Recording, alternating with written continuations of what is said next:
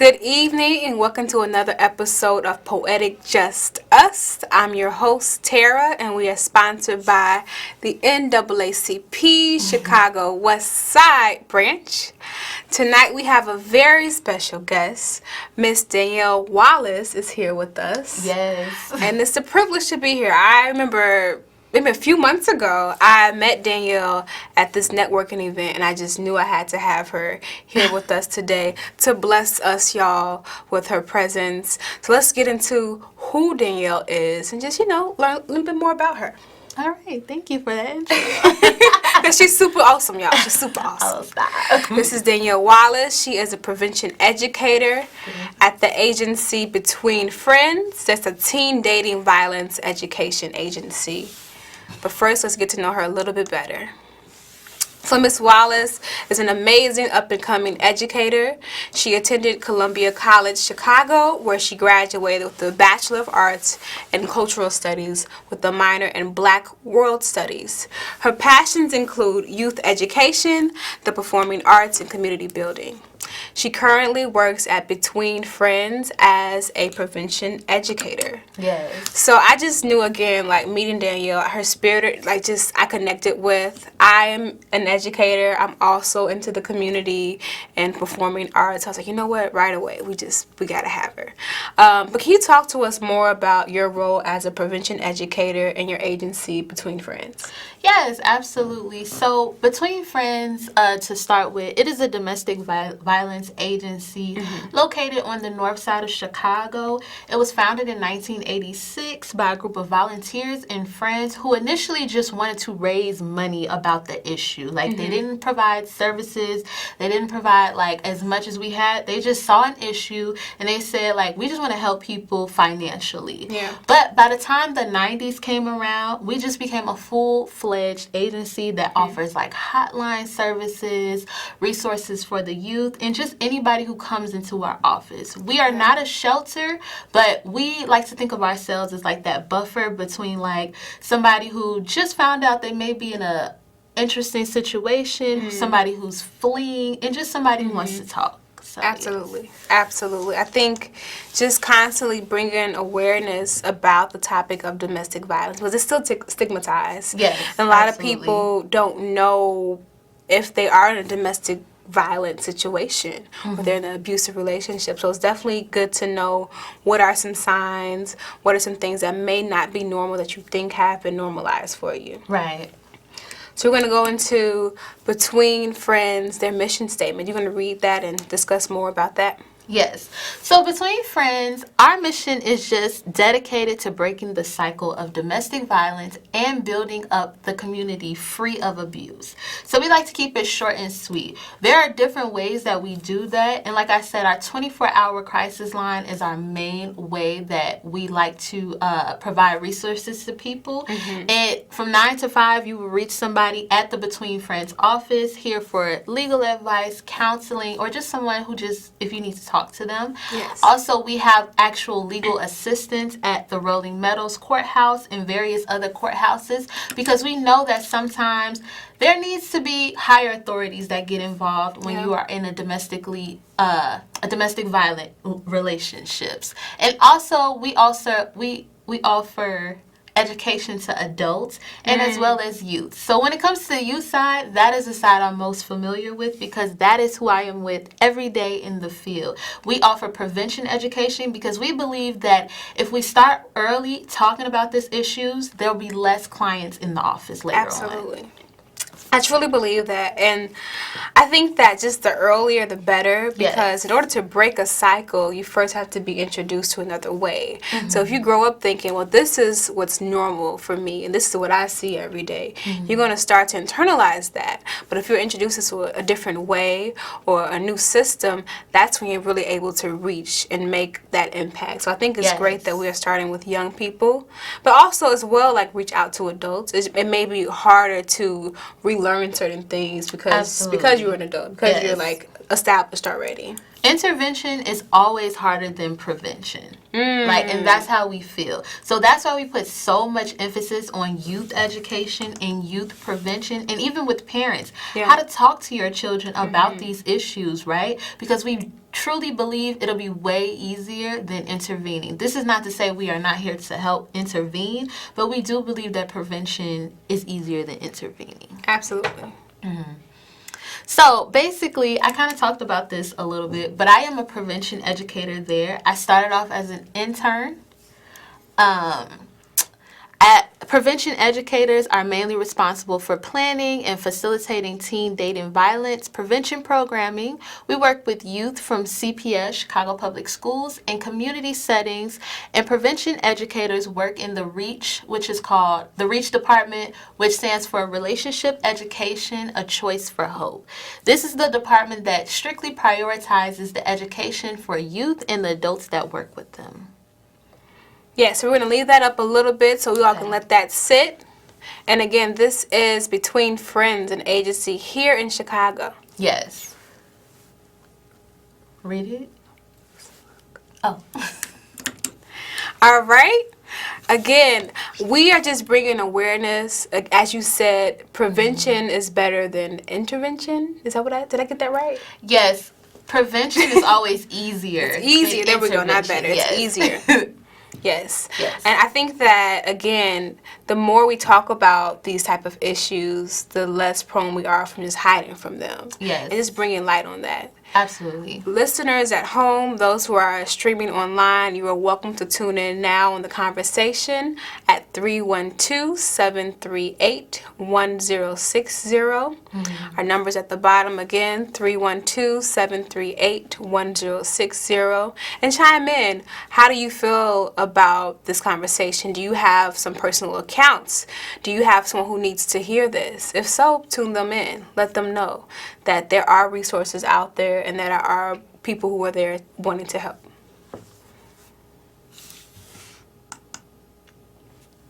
And now we're going to actually talk about the issue of domestic violence. So what is it? We're going to name it and how it can actually impact people in multiple ways.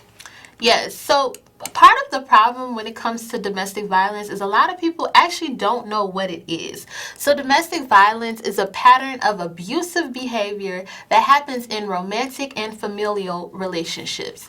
It is usually used to gain power and control over their partner. It can manifest itself physically, verbally, mentally, emotionally, and sexually. It can also happen within adult and youth relationships. Thank you for defining that for us, Danielle. It looks like we have a caller. Hello. Hey. Hey, my name's Tommy. Hi. Hi. I had a friend for the youth. Okay. Baby Dada in my neighborhood. I'm gonna do about it. Can you repeat yourself, sir? Huh? Can you repeat yourself, please?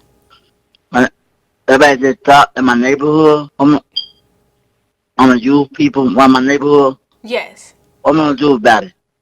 I would recommend calling 911 for help like that, because right now we're on air. We can't be of much of assistance. I'm sorry that happened to you and that you have to experience that trauma, but definitely call 911 and then reach out to others for support. Absolutely. Okay. Thank you, caller, for tuning in. As Danielle was just reading, that domestic violence, it can be in relationships that are romantic or even just from your family or friends or people who you are really close to. It has different forms. We have another caller. Hello. Hello. Good evening, ladies. I want to say this starting first off. No one should put their hands on anyone, period, blank, period, all right? Whether it's a man, whether it's a woman, or vice versa, that's the way it should be. But sometimes it's never a justification. I want to say, first of all, it's never a justification. But when you look at some of the laws, the way they be applied, it's unfair. And we look at the domestic violence, the way when it comes to men, it's always make like the men is always prone to violence. And you have situations where women would jump on the back of a man, and the minute the man do something defense-wise, and we got that old saying, man's never supposed to put his hands on a woman. But if a woman is hitting the crap out of a guy, according to the law, a person have the right to defend themselves from further harm. But you got people out there that said, no, you can't do that. Yeah, Hello? thank you. Yes. Thank you for I calling want to in. make one other quick comment. A couple years ago, there was a bus driver, and this woman spit on him. And when you spit on somebody, Right. all your health problems and all that, you can transmit to somebody else. This guy decked her out. I'm not saying it's right, but it's understandable when this woman spit on him. That was wrong. Okay. Thank you for Thank calling in. Do you want to speak on that first, Danielle? Yes, so Okay. I actually think the caller is bringing up a great point. A lot of times when we think about domestic violence, for one, we always think about the physical violence that is happening. And a lot of times the faces of domestic violence, or as far as abusers, are always men. But like, since doing this work, you will not believe how many male clients that we have. You might not believe how many male victims that are out there, but because of society says that if you're not a man and you can't fight her off, or if you can't talk to a woman being a little mean to you, then you shouldn't be dating or something. A lot of their claims get dismissed or even minimized, so much so to the point where either they start to normalize that violence or they just stop reporting. This is a reason why we also feel like the numbers are higher for boys and men. They just refuse to report because no one takes them seriously. Yeah, and that's tough because we teach boys, right? Take it like a man. Yes. Be a champ. Do that. Like, don't cry.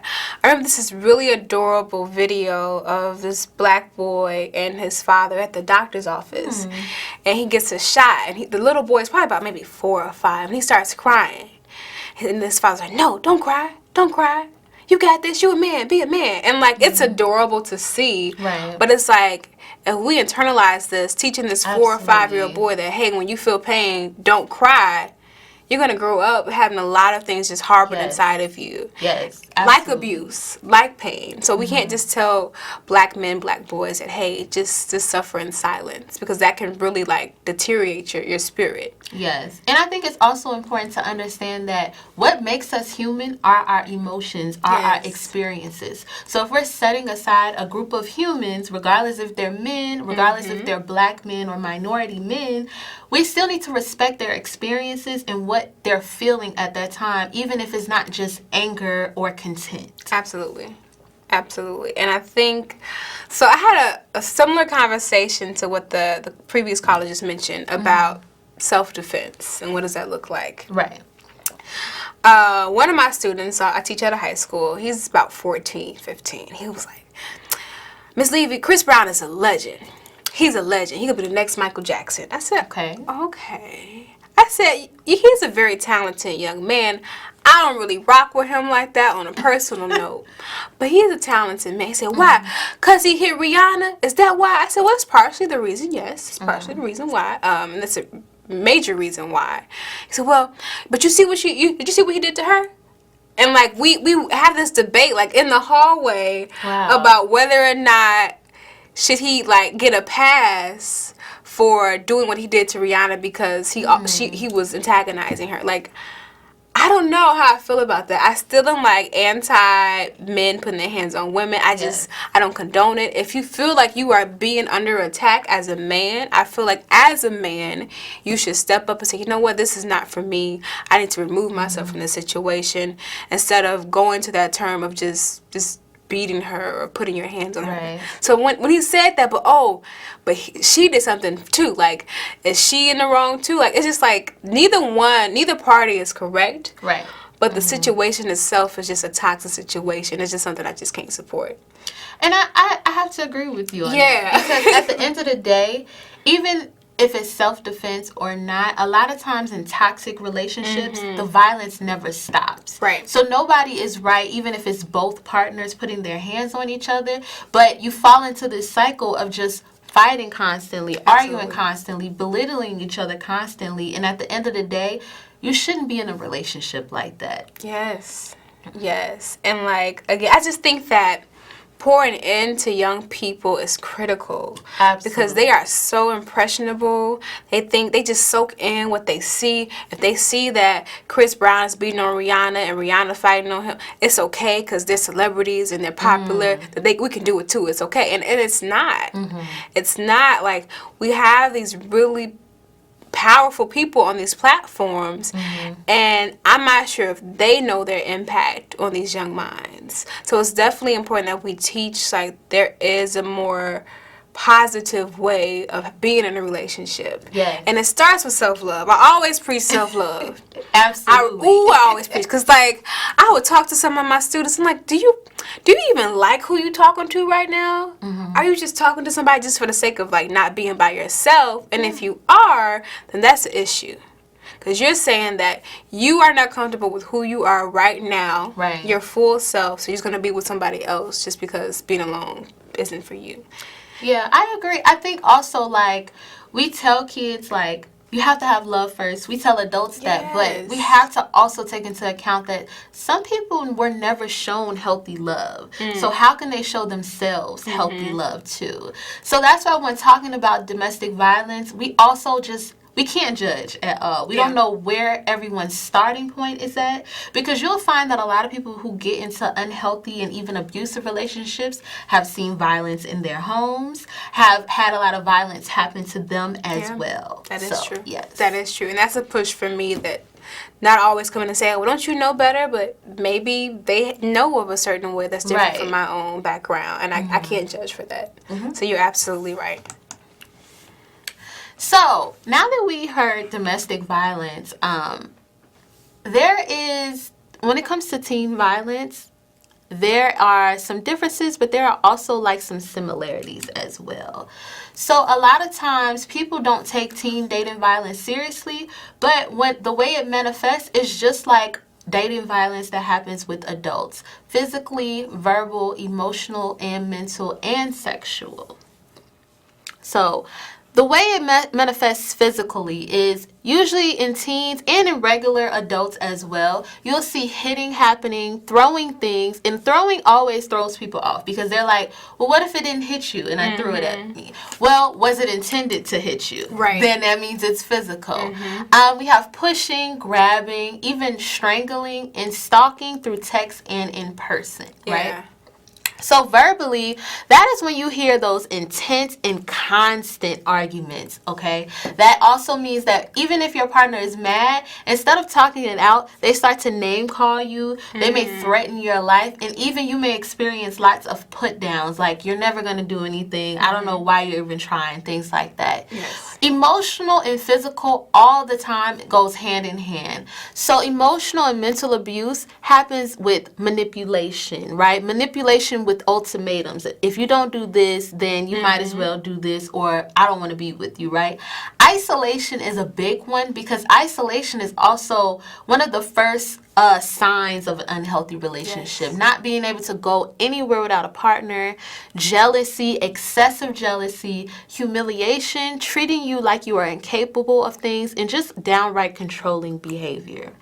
And sexual is the one that's a little bit more uncomfortable to talk about, but sexual is obviously rape or forced sexual acts without ongoing consent. Intimidation, coercion with ultimatums as well. So we know that there are different forms, and I would just trust your gut. If you feel like something that just doesn't feel right, trust your gut, because usually that is leading you to the right direction. We always like to say, sometimes you may not have this fancy language for all this stuff, but are you uneasy in that relationship? Do you feel scared or nervous often when you're around your partner? Do you just feel uncomfortable? Usually that's a telltale sign that you might be in an unhealthy or abusive relationship. Yes. And as you mentioned before, that some people may be in unhealthy relationships because this is what they've learned. So there's a cycle. Yes. There's a cycle of abuse. There's a cycle of being in unhealthy relationships. So now we're going to discuss more about that cycle and then ways we can break that cycle. So, like you said, there are cycles when it comes to like family trauma of abuse and like abuse that you've experienced, but also when you're in an abusive relationship, there's an actual cycle of violence that's usually happening. So the beginning of it usually is like the honeymoon phase. That's when everything is all good and roses, right? But eventually, like any relationship, whether healthy or unhealthy, tension starts to build, right? You disagree on things. So you're not always seeing eye to eye. But what makes it an abusive relationship is that incident of abuse. So that's when you're having an argument and your partner does call you that bitch or does call you that like retard or something like that. The incident is also that moment where physical contact is being made. That's when you are forced to do things that maybe you didn't want to do, right? And like other relationships, there's still a reconciliation. This is the moment where you'll actually see your partner bringing you flowers or being overly affectionate to you, or even super apologetic, like, I'm so sorry, I can't believe I did this. But often in the reconciliation, you will see your partner say things like, if you just learn not to make me so mad, or if you can just be this way. So that's how you know that it's still unhealthy. And after the reconciliation, you enter like this calm moment. Because remember, before a storm, it's always calm. So you may be chill, you may even see your partner reading those anger management books or even trying, as you see. But eventually, when the tension starts to build and you start not seeing eye to eye again, that incident will come right after that. And that's great that we are just naming parts of this cycle, because if you didn't know like there's a calm before the storm, you would just think that, okay, abuse is just always just dramatic. It's always just completely tension there. random. No, like there's a buildup. And there are steps to this. There are steps to this. And again, I just want to preach to this day. If you get nothing else from this show, know that love should not hurt. Yes. Love should not hurt, and you just have to know that you are worthy to be loved because you are an awesome and amazing person. All of us are. All of us are. And we deserve to feel that same love that we are building for ourselves in return, if not more. Yes. If not more. But we cannot expect someone else to love us for ourselves. But that will not work. I can't say, you know what, Tara, I don't really feel you like that, but I'm going to find Jerome down the street, and he's going to love me enough for the both of us. That's not it. That's not it. That's not it. At all. I tried it before. It wasn't very successful. I tried it again. Also wasn't very successful because I had to learn that self-love is the first step. Yes. To any healthy relationship, whether that be romantic, a friendship, co-workers, any relationship, it starts with having that peace and that self-love from within. Yes, and even when it comes to dating, self-love is important, but also, do you know what you want in these relationships? A lot of people can say, oh, I know I don't want this, and I know what felt uncomfortable for me, but a lot of times you need to go into relationships with what you want out of a partner. So that's also important. So warning signs, especially when it comes to teens, when they're in an abusive relationship, is usually loss of interest in activities that they once loved. Now, all of a sudden, they were a pro soccer player or wanted to be one, and now they don't even want to pick up the ball. Being withdrawn. So you just see like they're kind of off to themselves more often than not. Change in appearance is a big one, especially when you see them start to cover their bodies and cover up parts of their bodies that is a little bit more than usual. So it's 80 degrees and they have on a turtleneck. Sudden disappearance of longtime friends. Remember, we talked about that isolation. So all of a sudden, they have no other friends other than their partner. Things can include sudden drop of grades after dating someone, extremely secretive, not really wanting to talk about their partner, unknown bruises, blowing off practices and competitions, increased anger and sadness. Because a lot of times when people are being abused, they may take out the emotions that they're feeling on someone else because they know that violence will happen if they talk to their partner about it or take it out on their partner. Also, panicking when they're away from their partner. If you've ever noticed that When they get away from their partner, all of a sudden they're tense, they're jumpy, and things like that. That's a telltale sign that something isn't right. Sudden and uneasiness when their partner calls or come by. So if they automatically feels like I have to answer the phone, I can't let it ring more than twice, it's probably something going on. Excessive lying, and also excessive lying or defending their partner when people try to tell them that something may not be right. Mm-hmm. Are all telltale signs that your teen might be in an abusive relationship. So we know the signs. We know what that cycle of abuse may look like. We are educating ourselves in order to break the cycle, in order to find more positive ways of first having self-love and then receiving love from others. Yes. We have about 5 minutes left of the show. It's not too late. Ain't no time flies when you're having fun and having a good conversation, girl. It does. We have about 5 minutes left of our show. You can call in now at 312-738-1060. Again, we're the NAACP Chicago Westside branch. And we would love to hear from you and just tell us your thoughts on tonight's show. Yes. But before we wrap up, do you have any final words or things that you've learned with doing this work that you want to share with us?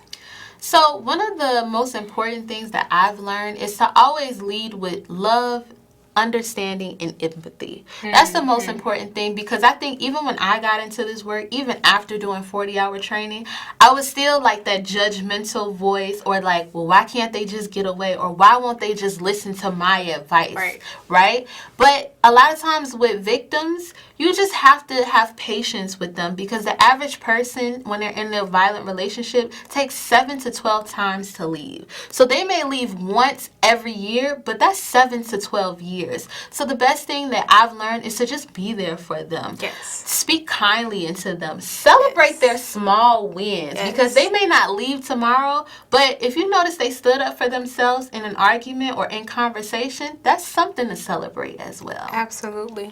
Absolutely. I think that's a great way to end our discussion tonight.